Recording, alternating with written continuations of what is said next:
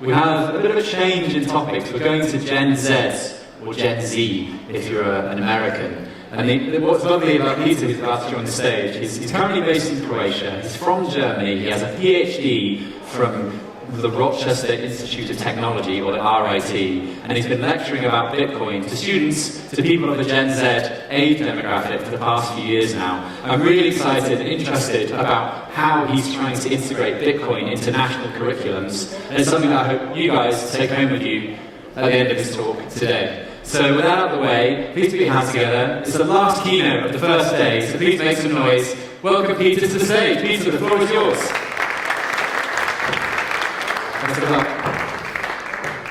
Thank you, ladies and gentlemen.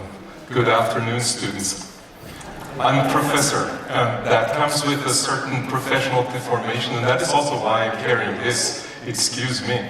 My usual lecture span is 80 minutes. If you want me to be done in 20 minutes, I need to make sure to not ramble too hard.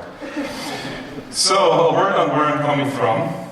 RIT Croatia is a global campus of the Rochester Institute of Technology in New York.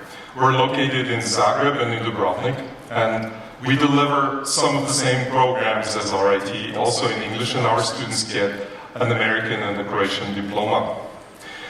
As far as I can tell, I'm the only active, at least representative from academia, and I'm happy to present a topic that I believe has never before been presented at a Bitcoin conference, and that is the adoption of Bitcoin into the curricula of educational institutions. And why that is important, you'll hear in a moment. Now, what do I mean by fiat disaster? Most people, especially the young, have no clue how money works. Everyone wants more, but nobody thinks about what it is. More importantly, no one even realizes that disturbing economic effects emanate from fiat money, that this money is not neutral. Still, many young people sense that something is off. I'll quickly make my point with 2 slides. Social circumstances that once used to be taken for granted are increasingly becoming the exception, and there is an ever-widening gap between productivity and workers' compensation, and that gap is created by fiat-driven purchasing power erosion. The fiat disaster originates from money, and it harms society as a whole. Keynes quotes Lenin, saying that the surest way to destroy society is to debauch its currency. I will talk about 2 parts. First, why education is a prerequisite for Bitcoin adoption, and I will share my solutions and experiences in offering Bitcoin education in a formal context. I believe that broad adoption won't come from changing the rigid minds of the old, but from informing the agile minds of the young. This is restating the blunt principle. Innovation, adoption, and paradigm shifts succeed with the young. Older guys, like some of us here, are the exception among the front runners of adoption, and our job is to help the young to get it. So, my motivation is that young people, my students, are victims. Victims of a parasitic system that few of them see through. Victims of central bank pickpockets, if you will. This fiat system stays alive because people don't understand it. Those who figure it out benefit by exploiting its effects, while the unsuspecting are losing out without knowing why. Sure, there is plenty of material on that online, but will the average person ever just stumble onto it? Most won't. Just go watch some of our own Joe Nakamoto's street interview clips on Twitter to get the idea of the average person's understanding of money and Bitcoin. Usually, their level of comprehension is so low that their naive answers make amusing entertainment for us. Widespread adoption is more likely if we offer this knowledge at a place where people are already looking for it, in the educational sector. Truly broad Bitcoin adoption will only happen if learning about money and Bitcoin becomes a part of formal education. So, who am I to speak all this? I'm from Germany, a graduate of the University of Tübingen, which is also where I got my doctorate in business economics from. But because Bitcoiners are generally a colorful crowd, Nico calls us weird, you will not be surprised that I am also an opera singer. I earned a Master's of Music in Vocal Performance at the University of Colorado 25 years ago. Well, wait, I haven't even sung yet. I'm no Pavarotti, but I still perform today. In fact, you're all welcome to see me next month in my hometown of Zagreb in a music academy production of French opera scenes. But I digress. Let's go back to Bitcoin. So I moved to Croatia in just weeks before the white paper.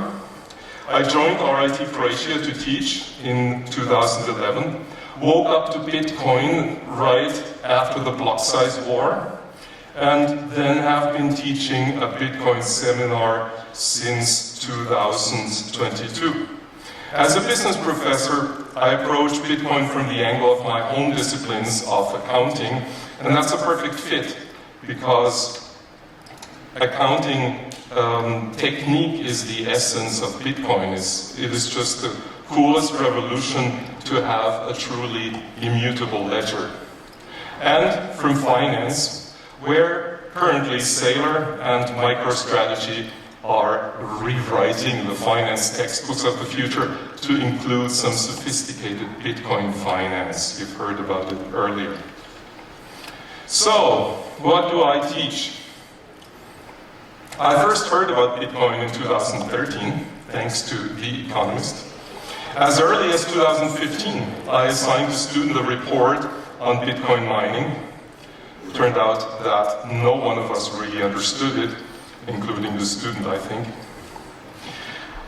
2017, during the boom, after diving deeper, I realized Bitcoin represents a fundamental shift in how we measure and communicate value, and that my students must know about this.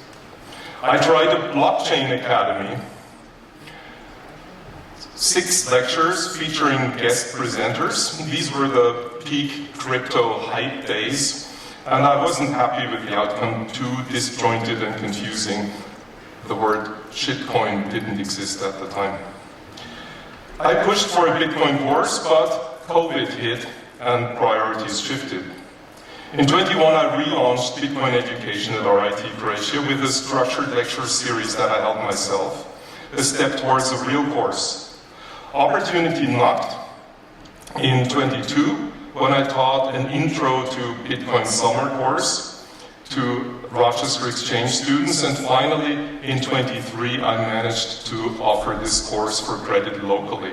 All of these courses are special topic courses held as seminars. My next goal would be to turn them into real courses, into a real course in the RIT course catalog under its own name. And that's where I'm facing some resistance. Some of the department wouldn't want a core course on a, quote, transient niche topic, which supposedly pales besides what is really important, like climate funds, end of quote. So yes, curricular change is an uphill battle, particularly when the opponents are clueless about the topic because they think they already know. A couple thoughts about my teaching approach. So Teaching money, I like to build as much as possible on official data. That adds credibility to the message, and it simply hits harder when it comes directly from official sources. The same goes for using the famous self-defeating video clips from figures like Lagarde, Powell, Peter Brett, or Jared Bernstein. These help break the aura of authority around the top Fiat figureheads. Memes are an excellent entry point into Bitcoin culture, and they resonate with Gen Z. They provide quickly relatable connections. My aim with these choices is to make the message loud, clear, and simple so that it sticks also after they leave the classroom.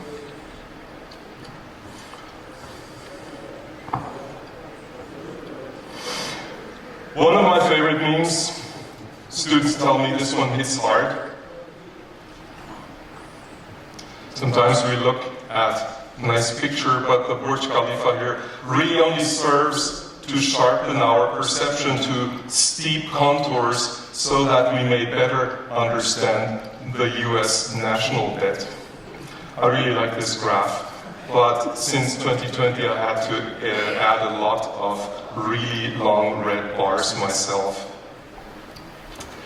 This one makes great sense to my students after we have studied the excellent 2014 Bank of England articles that unmistakably, in clear accounting terminology, explain how exactly fiat money is created.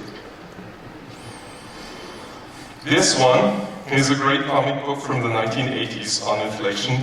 The story building on changing the length of the king's ruler as an analogy to inflation. We watched a 10-minute narration of it on YouTube. Special bonus, the author says that the kingdom of Malta is located somewhere in the Balkans. Remarkable curiosity, by the way, the author, Erwin Schiff, is the father of Goldbach Peter Schiff.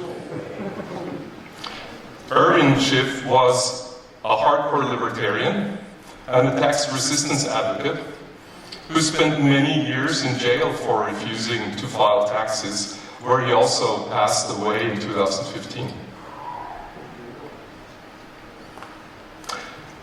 So, how do I make my students understand Bitcoin? And it is bloody hard because there is nothing to relate it to. So, here are some of the examples of the hands-on work I do. A classroom auction.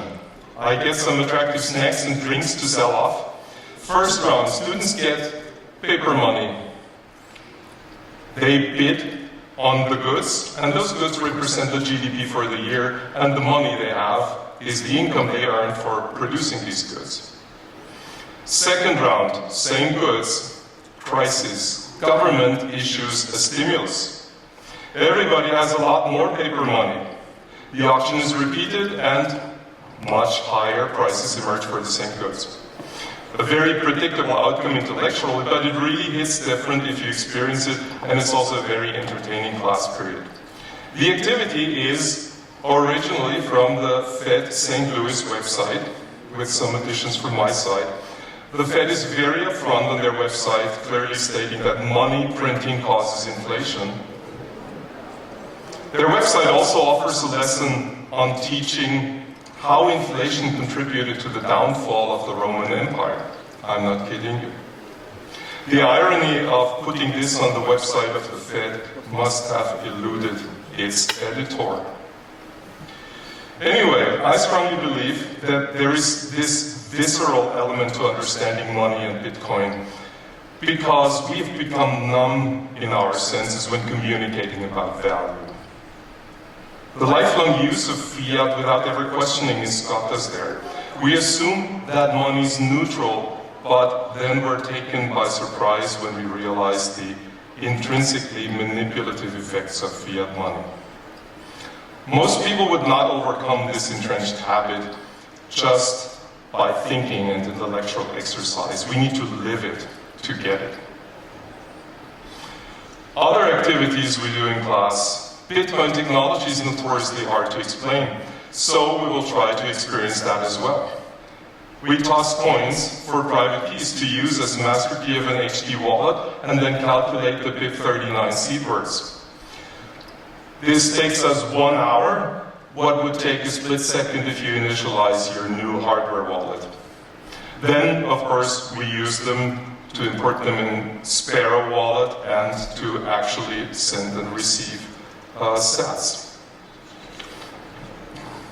This glamorous activity I invented myself, and it is helping me to teach the most difficult aspect of Bitcoin technology, and that is proof of work. I teach with I teach them with slides and show them online simulations, but I believe the deepest understanding sets in when we try this physically. So we create blocks and then we hash them by rolling 5 dice. First, we have low difficulty. We have 1 miner, and all he needs is to get 1 0 among those 5s, and of course that's instantaneous. So we raise the difficulty. We say, now you need 2 1s, or 3 1s, or 4 1s, and then the difficulty takes a long time. So then we add more miners, and more students get a box and 5 dice. It's an amazing classroom atmosphere when you have 10 to 20 students roll their 5 dice like crazy, and it still takes freaking 20 minutes until somebody finds 4 or even 5 1s on their dice. More fun gadgets. You can't earn sats with it, but it really helps you gain a deeper understanding if you just observe and reflect. If you have techie students, build a Raspberry Blitz or a Raspberry Bolt, and that allows you to also teach the importance of looking up your transactions in your own blockchain. If you know, you know. Hats tip to Jameson Love, whose metal seed storage tests are fantastic research, and of course we only do straight A solutions in our class. Students need to get their feet wet transacting sats, and so we use Blue Wallet, Phoenix. Best if combined with getting skin in the game. I offer them to buy sats from me for €5 if the transaction fees are manageable. The second best is to do this on testnet if the transaction fees are too high. So the course is ever evolving, and for now I've reached this 2-part approach which works really well. I have about 40% teaching money and 60% teaching Bitcoin as the solution. It helps to build a recruiting infrastructure around the course to feed future enrollment. Everybody at school must know you are the Bitcoin professor, so I talked about it in my other courses where it fits. It always fits. I hold open lectures for our students to get acquainted with Bitcoin. I mentor a Bitcoin student club. Sometimes it's hard to convince faculty colleagues when they're unwilling to put in the time to learn about Bitcoin, but my strategy is let the student enthusiasm and the NGU, number go up technology, do their magic. You cannot argue with either kind of success. Fortunately, my local colleagues are rather open to my relentless Bitcoinery. I really want to put Bitcoin at RIT on the map. I want RIT Croatia to be the Bitcoin school in the wider ex-Yugo region, and by divine providence the school colors are already orange. This is my business card, so it will be done. Bitcoin is also important for the students because Bitcoin skills will be a marketable qualification very soon when companies will increase their search for their Bitcoin adoption, and they will be searching for people who actually have Bitcoin skills. And they will pay good salaries for that. Nobody can easily and quickly acquire those skills because it takes time to understand Bitcoin, and it would be reckless to handle Bitcoin if you have just a half-baked understanding of it. Finally, there will be a reputationally positive effect for Bitcoin adoption if Bitcoin is taught at schools. So, Bitcoin in education curricula is still exceedingly rare. For example, no Bitcoin at the RIT main campus in Rochester last time I checked. But we're moving slowly ahead. What could you do? You could, if you have a child in college, ask at the college, do they teach Bitcoin? Not just in business, economics, or computer science, but in any subject really, because Bitcoin is liberal education. I'll be glad to help. If you're from an educational institution wanting to start teaching Bitcoin there, or if you're a company that needs education training, and if you are a teaching colleague here in the room, please be sure to connect. Thank you for your attention.